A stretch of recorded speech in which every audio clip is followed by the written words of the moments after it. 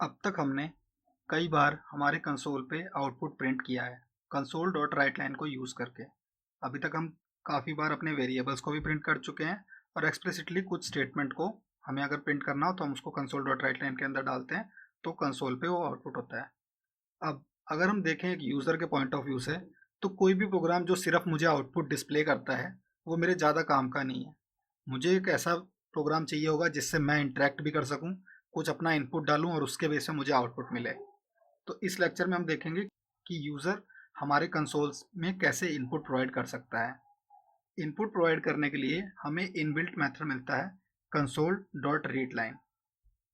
उसका एक एग्जांपल देखें तो यहाँ हमने एक सिंपल सा प्रोग्राम बनाया है जो यूज़र को एक स्टेटमेंट डिस्प्ले करता है, एंटर यूज़र नेम, और उसके बाद यूज़र जो भी इनपुट देगा हम उसके बेस पे कुछ आउटपुट दूसरी डिस्प्ले करेंगे। तो सबसे पहले इसको रन करके देखते हैं कि एक्चुअली ये वर्क कैसे करता है। तो जैसे कि यहाँ पे रन हुआ, अभी console dot right line print हो चुका है, एंटर यूज़र नेम जो हम प्रिंट करना चाहते थे। अब आप देखेंगे कि आगे ही कंसोल डॉट राइट लाइन अभी तक एग्जीक्यूट नहीं हुई है। हमारे प्रोग्राम का एग्जीक्यूशन यहाँ पर रुका हुआ है अभी तक। जब तक हम कुछ इनपुट प्रोवाइड नहीं करेंगे तब तक ये एग्जीक्यूशन यहीं पे रुका रहेगा।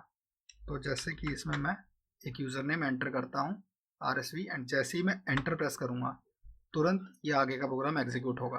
तो यहाँ पे हुआ क्या, ये कंसोल डॉट रीड लाइन ने मेरी इनपुट को रीड किया RSV, उसके बाद उसको इस वेरिएबल यूज़र नेम में स्टोर कराया है, और फाइनली उसके बाद जब ये console dot right line execute हुआ तो ये यूज़र नेम इज़, उसके बाद जो नेम हमने प्रोवाइड किया है वो।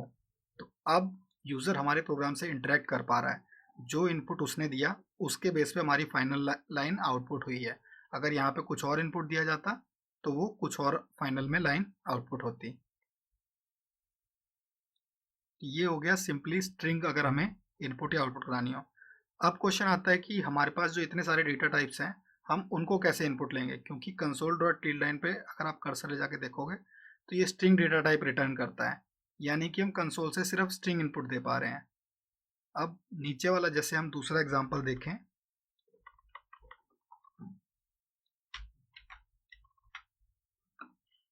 तो इस केस में हम इंटीजर एक इनपुट लेना चाहते हैं एज, बट इस केस में हमें एरर डिस्प्ले कर रही है कि हम स्ट्रिंग से इंट में कन्वर्ट नहीं कर सकते, क्योंकि जो कंसोल डॉट राइट लाइन है वो स्ट्रिंग रिटर्न करता है। तो अब इस केस में हमारे लिए हेल्पफुल होते हैं टाइप कन्वर्जन, जो कि हमने लास्ट लेक्चर में पढ़ा था। हम सिंपली इसमें क्या काम करेंगे, हम डायरेक्ट इसको इंटीजर में ना स्टोर करके एक टेम्परेरी स्ट्रिंग में स्टोर करेंगे।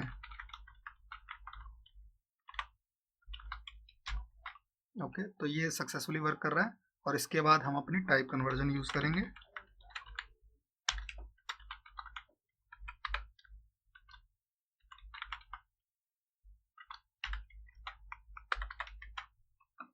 अब हमारा कोई एरर नहीं आ रहा है, हमारा इनपुट जो आएगा वो एक स्ट्रिंग में स्टोर हो जाएगा, उसके बाद हम टाइप कन्वर्जन करके उसको एक इंटीजर में कन्वर्ट कर लेंगे और फाइनली उसको प्रिंट कर देंगे जो भी हमने इनपुट दिया है।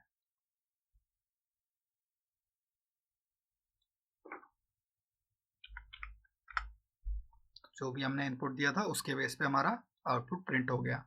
तो इस टाइम पे टाइप कन्वर्जन हमारे लिए यूजफुल होता है, बिकॉज हम जो इनपुट देंगे वो स्ट्रिंग में है, बट हमारा प्रोग्राम जरूरी नहीं है हमेशा स्ट्रिंग पे ही वर्क करे, उसको हो सकता है डिफरेंट डिफरेंट टाइप के वेरिएबल्स की ज़रूरत पड़े।